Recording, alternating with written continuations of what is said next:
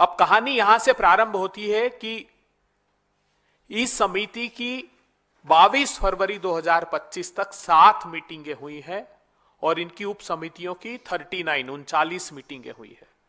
22 फरवरी को देश के कृषि मंत्री भोपाल से दिल्ली के लिए एक विमान में उड़ान भरते हैं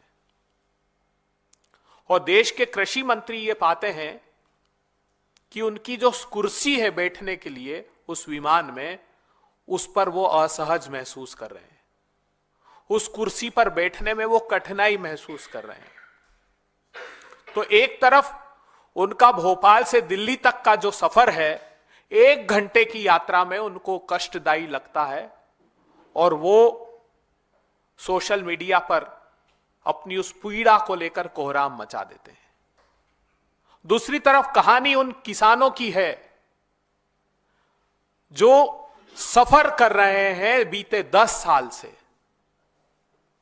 बीते 10 साल से वो यातनाएं भोग रहे हैं, बीते 1 दशक से यातनाएं भोग रहे हैं और 1 घंटे की यात्रा में उस पीड़ा को सहन नहीं कर पाते देश के कृषि मंत्री।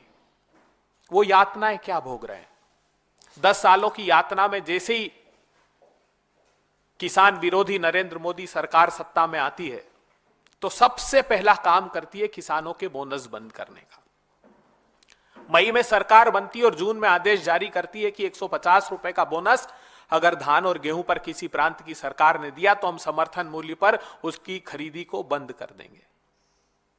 दूसरा निर्णय लेती है एक के बाद एक 3 अध्यादेश लेकर आती है। भूमि का अधिकार जो भट्टा परसोल से राहुल गांधी जी ने लड़ाई प्रारंभ करके 1 सदी के बाद किसानों को अधिकार संपन्न किया था, उसको एक के बाद एक 3 अध्यादेश लाकर छीनने का क्रम प्रारंभ करती है।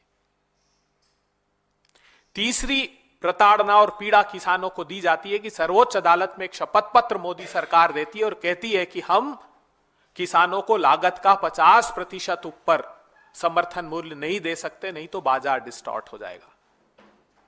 फिर प्रधानमंत्री जी